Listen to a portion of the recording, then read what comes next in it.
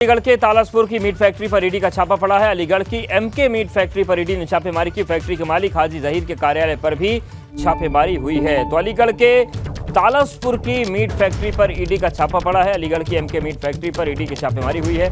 Factory के मालिक हाजी जहीर के कार्यालय पर भी छापेमारी की गई है। तो बड़ी खबर अलीगढ़ से है, जहां पर तालासपुर की मीट फैक्ट्री पर ईडी का छापा पड़ा है। हमारे सहयोगी प्रदीप जुड़ गए। प्रदीप, इस पूरी छापेमारी को लेकर क्या जानकारी मिल रही है? देखिए, आज सुबह करीब 8 बजे करीब कई गाड़ियों में ये टीम आई थी, जिस पर हरियाणा नंबर की गाड़ियां हैं ये, और उसमें ईडी की टीम ने इनके जो हाजी जहीर है, जिनका एम के मीट फैक्ट्री के नाम से कारोबार है और बड़ा कारोबार है अलीगढ़ का, उनके तालासपुर स्थित जो मीट की फैक्ट्री है, वहां पर इनके कार्यालय पर, उनके घर पर, तीनों जगह पर ही ईडी की टीम मौजूद है। बाहर फोर्स मौजूद है और अंदर टीम के लोग और परिवार के लोग और जो अन्य कर्मचारी हैं वो लोग मौजूद है। मीडिया के लोग बाहर खड़े हुए हैं। टीम की ये बड़ी छापेमारी। और हाजी जहीर के बारे में बता दूं थोड़ा सा कि हाजी जहीर जो बहुजन समाज पार्टी से पहले जुड़े रहे हैं और उसके अलावा जो यहाँ के नेता हैं उनको फाइनेंस भी करते रहे हैं चुनावों में। जी, शुक्रिया प्रदीप आपका जानकारी और अपडेट्स को देने के लिए। तो अलीगढ़ में ये ईडी की छापेमारी पड़ी है और सुबह से ये कार्रवाई चल रही है। अलीगढ़ के तालासपुर की मीट फैक्ट्री पर ईडी ने छापा मारा है। तो फैक्ट्री के मालिक हाजी जहीर के कार्यालय पर भी छापेमारी हुई है, मीट फैक्ट्री में भी छापेमारी हुई है और अलीगढ़ के तालासपुर में ये ईडी की कार्रवाई चल रही है। देवरिया में अवैध शराब की तस्करी के लिए नया तरीका खुलासा हुआ है। देवरिया की पुलिस ने फेल किया फिल्म पुष्पा वाला प्लान। पुलिस को देखते ही गाड़ी छोड़कर अवैध शराब की तस्कर भाग निकले। पानी के टैंकर में शराब भरकर ये बिहार ले जा रहे थे, लेकिन पुलिस जैसे ही पहुंची ये फरार हो गए। आप देखिए, स्वच्छ भारत मिशन, बाकायदा पानी का टैंक आपको दिख रहा है और पुष्पा स्टाइल में तस्करी का खेल फेल हुआ है। देवरिया के भटनी थाना क्षेत्र की पुलिस ने इस बात का खुलासा किया है। शौचालय टंकी सफाई वाली गाड़ी में शराब मिली। पुलिस को धोखा देने के लिए पानी टैंकर का इस्तेमाल किया गया। पानी टैंकर के अंदर 108 पेटी अंग्रेजी शराब बंद की गई थी, रखी गई थी। बिहार में शराब पीने पर रोक है, फिर भी तस्करी अलग अलग तरीके से की जाती है और इस बार पानी की टंकी में इसको किया जा रहा था। तस्करों से जब पुलिस को देखा तो गाड़ी छोड़कर भाग निकले। पुलिस ने जब टैंकर को खोला तो देखा अंदर शराब थी। पुलिस ने पानी टैंकर को कब्जे में लेकर शराब को जब्त कर लिया है। गाड़ी मालिक के खिलाफ अब मामला दर्ज करके जांच की जा रही है। तो पुष्पा स्टाइल में तस्करी का खेल खेला जा रहा था, लेकिन फिलहाल ये खेल फेल हो गया है। लेकिन अब सवाल ये उठ रहा है कि ये जिस तरीके से तस्करी का खेल चल रहा है, आखिर किसकी मिली भगत से बिहार में शराब तस्करी की जाती है? क्योंकि जिस तरीके की तकनीकी अपनाई जा रही है, जिस तरीके से दिमाग तस्कर लगा रहे हैं, उसका खुलासा हुआ है। पुष्पा स्टाइल में तस्करी होने वाली थी, लेकिन इसे पुलिस ने पूरी तरीके से फेल कर दिया। जनपद देवरिया के थाना भटनी पुलिस द्वारा मुखबिर की सूचना पर नोनापार रोड खौरा टोला के पास से शौचालय की टंकी साफ करने वाली वाहन के टैंक में छिपा कर रखे कुल 108 पेटी अंग्रेजी शराब बरामद की गई है। अभियुक्त वाहन स्वामी के विरुद्ध अभियोग पंजीकृत कर नियमानुसार विधिक कार्रवाई की जा रही है। तो विधिक कार्रवाई की जा रही है, लेकिन सवाल एबीपी गंगा पूछ रहा है। सवाल यह है कि आखिर किसकी मिली भगत से बिहार में शराब तस्करी की जाती है? आखिर कौन है वो जो उत्तर प्रदेश से इस तरीके से दिमाग लगाकर बिहार के नियमों के खिलाफ सेंध लगाता है? किसकी मिली भगत से बिहार में शराब तस्करी की जाती है? अवैध शराब की तस्करी कौन करते हैं? क्या तस्करों के मन में पुलिस का डर एकदम नहीं है? बार बार अवैध शराब की तस्करी के मामले आखिर क्यों सामने आ रहे हैं? अवैध शराब की तस्करी रोकने के लिए सीमा पर पुलिस का आखिर क्या प्लान है? हालांकि ये प्लान तो खुल गया, लेकिन इस तरीके की जो घटनाएं बार बार हो रही, इससे कई सवाल उठते हैं।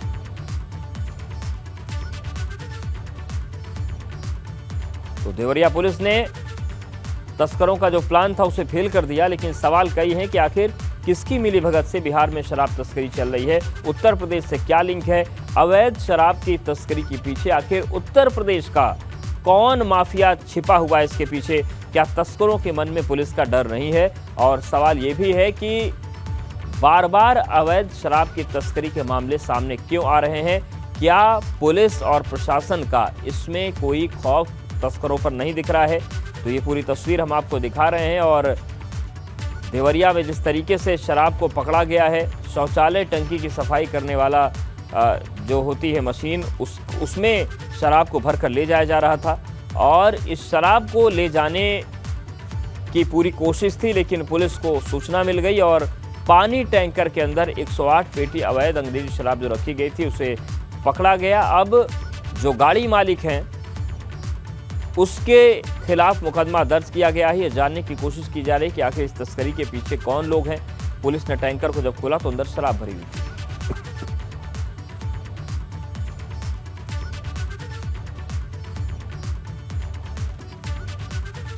और देवरिया से हमारे सहयोगी संदीप शाही जुड़ गए हैं। संजीत, ये बताइए कि जिस तरीके से खुलासा हुआ है, किस वक्त ये पूरी घटना का खुलासा हुआ और क्या गाड़ी मालिक का पता चल पाया है कि ये गाड़ी किसकी है, ट्रैक्टर किसका है और कहां ले जाई जा रही थी शराब?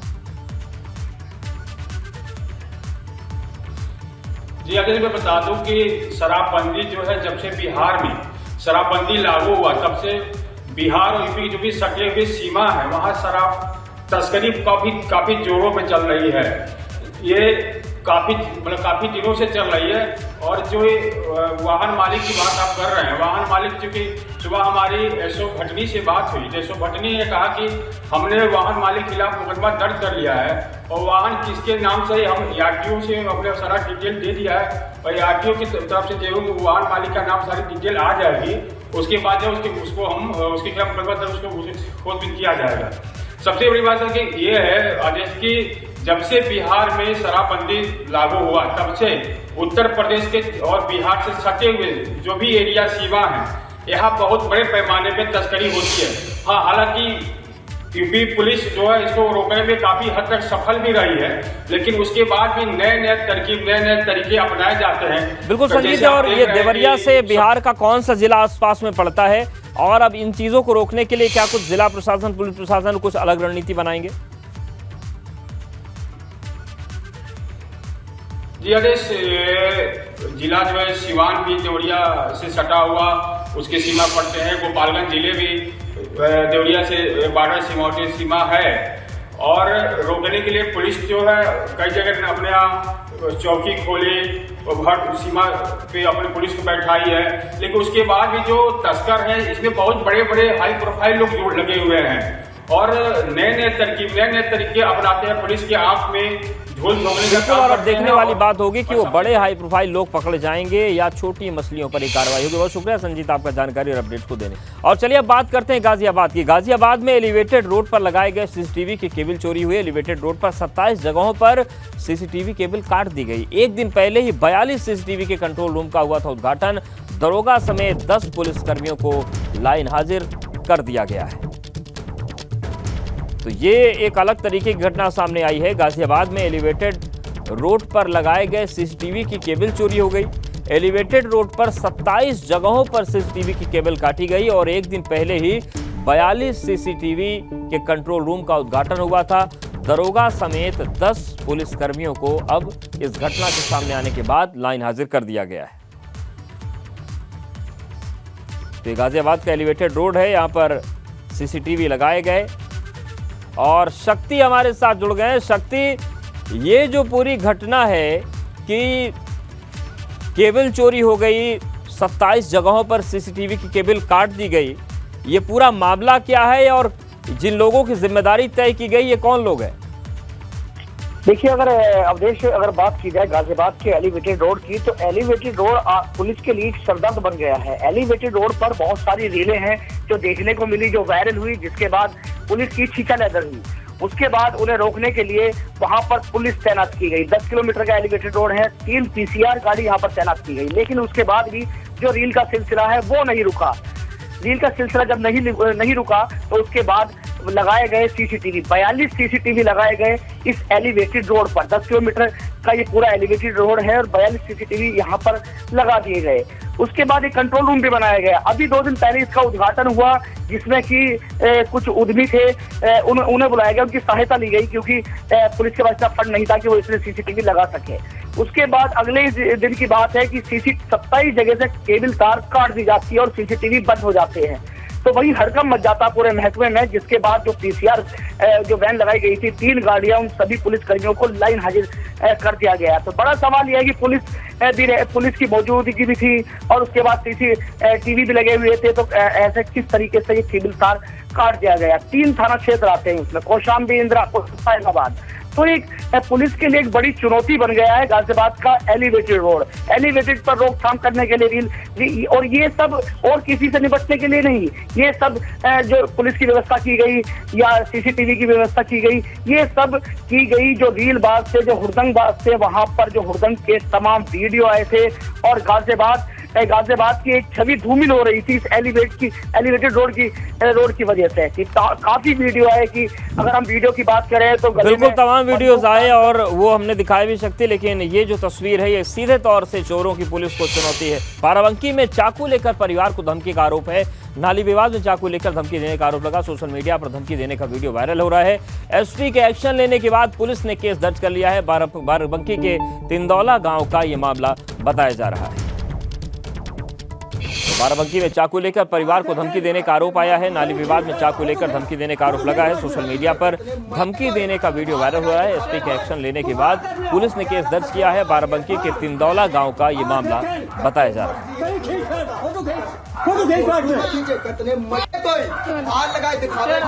तुम क्या कर रहे हो?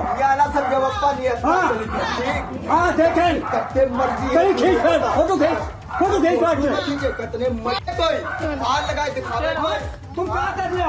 तो देखिए चाकू दिखा रहा है, आग लगाने की बात कह रहा है और ये बाराबंकी की तस्वीर।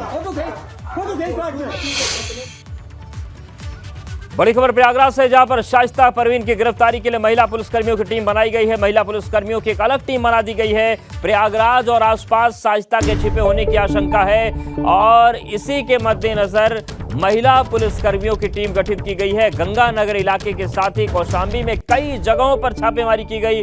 शक के आधार पर कई लोगों से पूछताछ पुलिस कर रही है।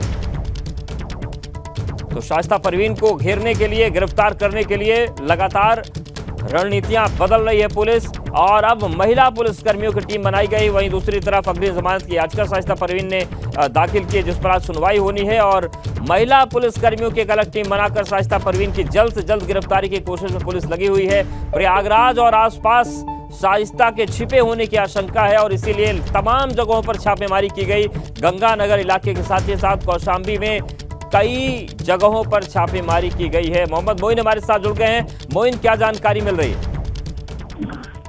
आपको बता दें कि उमेश पाल शूटआउट केस के 25 दिन बीत चुके हैं। आज 26वां दिन है, लेकिन 5-5 लाख रुपए के इनामी जो 5 शूटर्स हैं, इसके साथ साथ माफियाती अहमद की पत्नी शाइस्ता परवीन है, जिन पर 25,000 रुपए का इनाम घोषित है, उनका अभी तक कोई पता नहीं चल सका है। दिन रात टीमें छापेमारी करती हैं, इस तरीके का दावा पुलिस अधिकारियों की तरफ से कहा जाता है, किया जाता है, लेकिन उसके बावजूद कामयाबी ना मिलना कहीं ना कहीं जो जांच एजेंसियां हैं उनकी कार्यप्रणाली पर सवाल खड़े करने वाला है। बहरहाल शाइस्ता परवीन की धरपकड़ के लिए अब महिलाओं की एक अलग टीम बना दी गई है, महिला पुलिसकर्मियों की। इसमें सब इंस्पेक्टर रैंक के साथ साथ कई कांस्टेबल जो महिलाएं हैं उनको रखा गया है। पर इस टीम ने हमें जो जानकारी मिली है कि कल शाम से लेकर आज सुबह तक प्रयागराज के गंगानगर के साथ साथ कौशाम्बी में कई जगहों पर छापेमारी की है।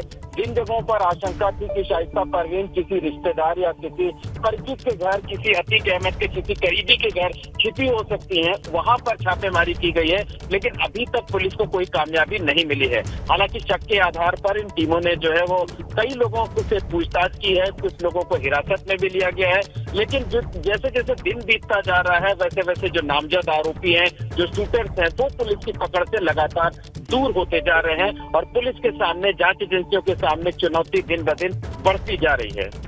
बिल्कुल, और जिस तरीके से मोइन जी शिकंजा कसा जा रहा है कि महिला पुलिसकर्मियों की टीम बना दी गई, क्या पुलिस इन आशंकाओं को भी मद्देनजर रख रही कि कहीं ऐसा न हो कि चुपचाप कहीं शाइस्ता परवीन सरेंडर कर दें या फिर कुछ और कानूनी रूप से कोई हथकंडा अपना लिया जाए? देखिए, आपको बता दें कि जब से उमेश पाल का शूटआउट हुआ है उसके 2 दिन के बाद से ही अकेले प्रयागराज नहीं बल्कि कौशाम्बी, चित्रकूट, भदोही, इसके साथ साथ प्रतापगढ़, इन सभी जगहों की जो जिला कचहरियां हैं वो पूरी तरीके से छावनी में तब्दील रहती हैं। सुबह 8 बजे से ही पुलिसकर्मियों की ड्यूटी लगा दी जाती है और शाम 5 साढ़े 5 बजे तक 6 बजे तक ये टीमें जो है वो अलग अलग बड़ी खबर और भी है प्रयागराज से ही। शाइस्ता परवीन की अग्रिम जमानत पर आज सुनवाई है। प्रयागराज की स्पेशल एमपीएमएलए कोर्ट में सुनवाई होनी है। शाइस्ता परवीन के वकील पेश करेंगे अपनी दलील। उमेश हत्याकांड में आरोपी हैं शाइस्ता परवीन। शाइस्ता परवीन पर 25,000 का इनाम है। शाइस्ता परवीन फरार चल रही है और लगातार शिकंजा एक तरफ पुलिस कस रही है, तो शाइस्ता परवीन ने भी कानूनी जो माध्यम है उसमें राहत तलाशने की कोशिश की है। शाइस्ता परवीन की अग्रिम जमानत पर आज सुनवाई होगी। बड़ी खबर बिजनौर से, जहां पर तेज रफ्तार मिनी ट्रक फ्लाईओवर पर पलट गया। ड्राइवर और सहायक ने कूदकर जान बचाई। ट्रक पलटने से सड़क पर ट्रैफिक व्यवस्था पूरी तरीके से बाधित हो गई है। तो बिजनौर में तेज रफ्तार मिनी ट्रक फ्लाईओवर पर पलट गया। ड्राइवर और सहायक ने कूदकर अपनी जान बचाई। ट्रक पलटने से सड़क पर ट्रैफिक व्यवस्था बाधित हो गई है।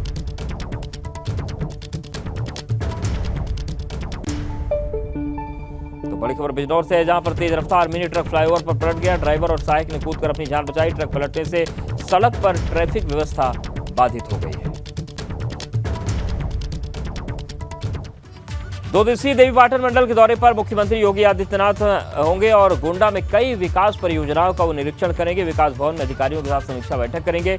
बलरामपुर में नवरात्रि मेले को लेकर अधिकारियों के साथ बैठक करेंगे। देवीपाटन मंदिर में सीएम योगी पूजा अर्चना करेंगे।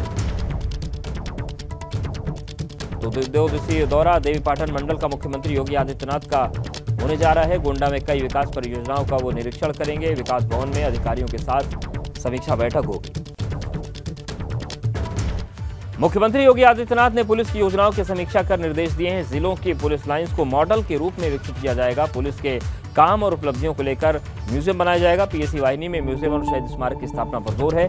बिजनौर से वाराणसी तक नौकाओं में गंगा यात्रा के आयोजन के निर्देश हैं। पीएसी महिला बटालियन के निर्माण काम में तेजी लाने के निर्देश है। पीएसी में खेलकूद की गतिविधियां बढ़ाने का भी निर्देश दिया गया है। तो पुलिस लाइंस को मॉडल के रूप में विकसित करने की कोशिश है। पीएसी वाहिनी में म्यूजियम और शहीद स्मारक की स्थापना पर जोर है। बिजनौर से वाराणसी तक नौकाओं में गंगा यात्रा के आयोजन के निर्देश दिए गए हैं। तो सीएम योगी ने पुलिस की योजनाओं की समीक्षा कर दिशा निर्देश दिए। जिलों की पुलिस लाइंस को मॉडल के रूप में विकसित करने का निर्देश उन्होंने दिया है। पुलिस के काम और उपलब्धियों को लेकर म्यूजियम बनाने के भी निर्देश दिए गए हैं।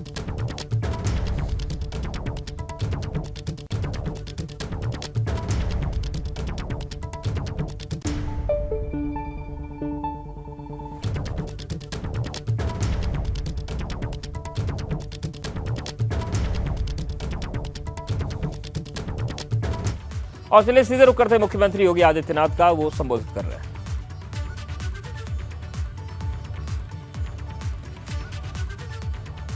तो उनका संबोधन भी दिखाएंगे, लेकिन आप देखिए ये जो कार्यक्रम है इसमें मुख्यमंत्री योगी आदित्यनाथ शामिल हुए हैं और सीधी तस्वीरें हम आपको दिखा रहे हैं।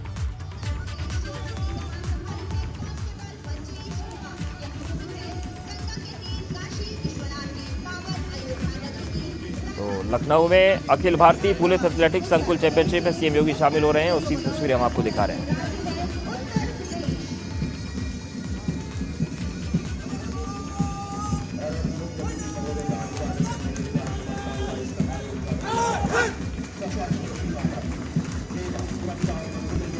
तो ये लखनऊ की तस्वीरें हम आपको दिखा रहे हैं। अखिल भारतीय पुलिस एथलेटिक्स संकुल चैंपियनशिप में सीएम योगी पहुंचे हैं और वहीं की हम सीधी तस्वीर आपको दिखा रहे हैं।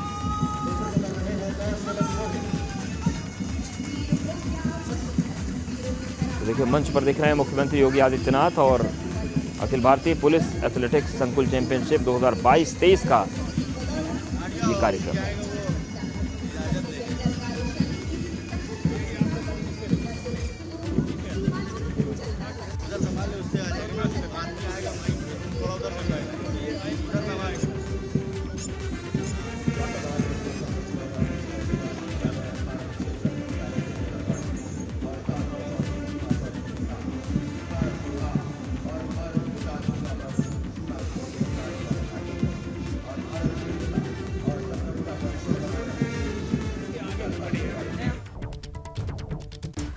और अब बात करते हैं लखनऊ की। रामनवमी के मौके पर धार्मिक स्थलों पर रामायण का पाठ होगा। हर जिले में रामायण और दुर्गा सप्तशती का पाठ होगा। कल से चैत्र नवरात्रि शुरू हो रही है और अधिकारी इसकी तैयारी में जुटे हैं। सरकार की ओर से दिशा निर्देश जारी किए गए हैं। 9 दिन चलने वाले चैत्र नवरात्रि की तैयारी में शासन प्रशासन जुटा हुआ है, क्योंकि रामचरितमानस का पाठ और दुर्गा सप्तशती का पाठ होगा और इसकी तैयारियों में प्रशासन जुटा हुआ है।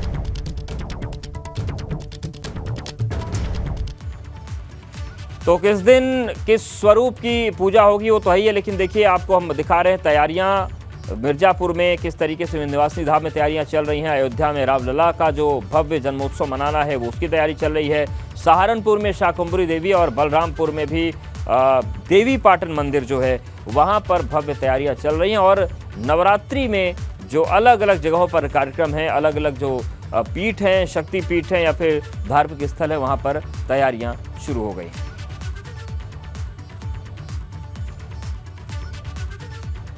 और किस दिन मां के किस स्वरूप की पूजा होगी ये हम जानते हैं। 22 मार्च को 2023 नवरात्रि का आरंभ हो रहा है। पहले दिन मां शैलपुत्री की पूजा होगी, दूसरे दिन 23 मार्च को मां ब्रह्मचारिणी की पूजा होगी, 24 मार्च को चंद्रघंटा, 25 मार्च को कुष्मांडा की पूजा होगी, 26 मार्च को मां स्कंद माता की पूजा होगी, 27 मार्च को कात्यायनी की पूजा होगी, 28 मार्च को कालरात्रि की पूजा होगी, 29 मार्च को महागौरी की पूजा होगी और 30 मार्च को सिद्धात्री की पूजा होगी। और रामनवमी का जो पर्व है वो मनाया जाएगा धूमधाम से। खास तौर से अयोध्या में पूरे 9 दिन का कार्यक्रम चल रहा है जो पूरी भव्यता के साथ मनाया जाएगा। आइए आपको दिखाते हैं कि नवरात्रि से पहले मंदिरों में तैयारियां कहां पर क्या चल रही हैं। तो मिर्जापुर में अगर हम बात करें तो मां विंध्यवासिनी का धाम है, वहां पर पूजा अर्चना होगी, उसके लिए प्रशासन तैयार है। सहारनपुर में शाकंभरी देवी मंदिर में सुरक्षा सख्त की गई है। अयोध्या में रामलला का जो जन्मोत्सव मनाया जाना उसके लिए तैयारियां हो रही हैं, वस्त्र भी उनके लिए तैयार हो रहे हैं। वहीं बलरामपुर में देवी पाटन मेले की तैयारी है और हर जगह सुरक्षा के साथ ही साथ व्यवस्था संभाली जा रही है।